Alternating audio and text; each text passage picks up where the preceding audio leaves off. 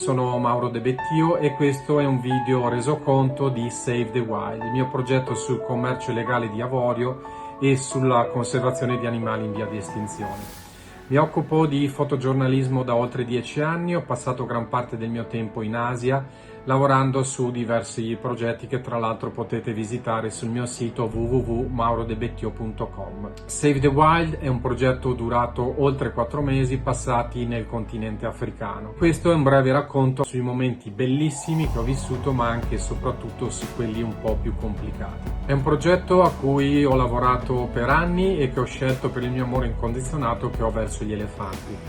La parte iniziale del lungo percorso, iniziato in Uganda, è stato senz'altro quello più complicato per diversi fattori. I momenti più difficili sono stati sicuramente i giorni precedenti alle elezioni presidenziali di metà gennaio. L'attuale presidente, infatti, che è in carica dal 1986, accortosi della popolarità che il suo avversario politico stava guadagnando su diversi canali sociali, ha deciso di spegnere internet in tutto il paese. Per oltre 2 settimane impossibile dunque qualsiasi forma di comunicazione, internet, telefonia mobile fissa, tutto spento, tutto morto. Questa cosa ha creato ovviamente il caos, la gente si è riversata per le strade ed io ho passato 2 settimane rinchiuso in camera ad ascoltare gli spari e le urla delle persone in strada. Molto lentamente la situazione si è poi normalizzata, ma è stato comunque difficile raggiungere certe aree del paese con la fotocamera appesa al collo per fotografare ed intervistare le persone. Ho conosciuto un sacco di gente, tutti quanti hanno voluto aiutarmi credendo nel mio progetto, ma allo stesso tempo hanno avuto paura che uscissero anche scomode verità. Mi riferisco anche e soprattutto ai bracconieri. Ne approfitto per precisare che ovviamente non ho mai protetto i bracconieri, non sono mai stato dalla loro parte e i bracconieri sono ovviamente dei criminali. Però bisogna riflettere seriamente e capire che, usando le parole proprio che mi sono state riferite, non è uccidendo con un mitra tutti i bracconieri che si risolverà e si salverà la vita degli elefanti e tutte le altre specie. È come dire, per esempio, che per risolvere il traffico e la distribuzione di cocaina nel mondo bisogna uccidere tutti i vecchi bambini che nei campi in Colombia e Perù coltivano e raccolgono le foglie di coca. Si è persa per questa ragione, dunque, ne sono pienamente convinto, una buona occasione per far vedere al mondo che la colpa non è sempre e solo di chi preme il grilletto per uccidere un elefante. I problemi veri sono altri, problemi di cui nessun altro parla e che nessuno sta risolvendo purtroppo.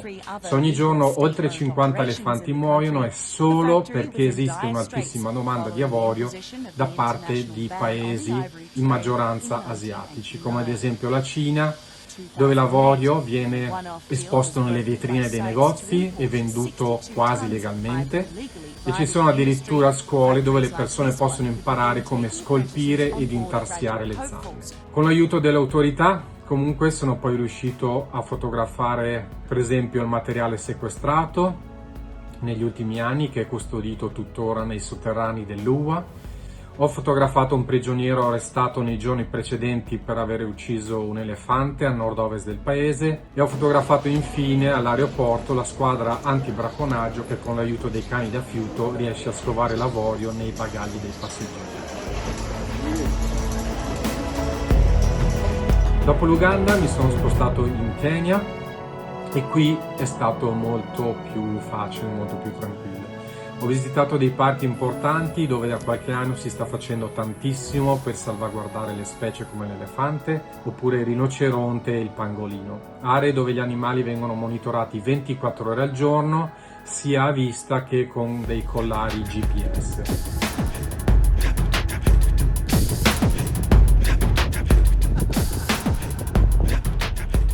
Ho fotografato Big Ray, l'elefante più vecchio e con le zanne più grandi al mondo. Un'emozione immensa ritrovarmi a pochi centimetri da questo gigantesco bestione che è un vero tesoro vivente per il Kenya e per il mondo intero. Il gigante, curioso come un bambino, si è avvicinato fino a mezzo metro dal mio obiettivo, talmente vicino che ho dovuto inclinare la camera per farcelo stare nell'inquadratura del mio 24 mm. E per finire, a nord del paese ho visitato un importante orfanotrofio dove si prendono cura di piccoli elefanti che rimangono senza famiglie. o perché si qui? perdono o perché i genitori vengono uccisi dai bracconieri. Ciao.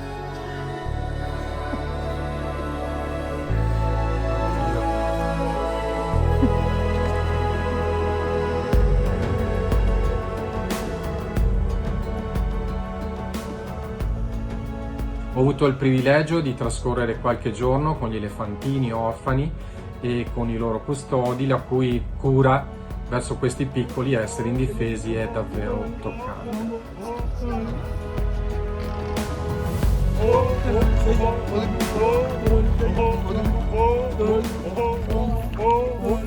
Colgo l'occasione per ringraziare di nuovo tutte le persone che hanno creduto in me e mi hanno aiutato in questo importantissimo progetto, sia qui in Europa che in Africa. E non ultimo RCE, senza il quale tutto questo non si sarebbe mai potuto realizzare.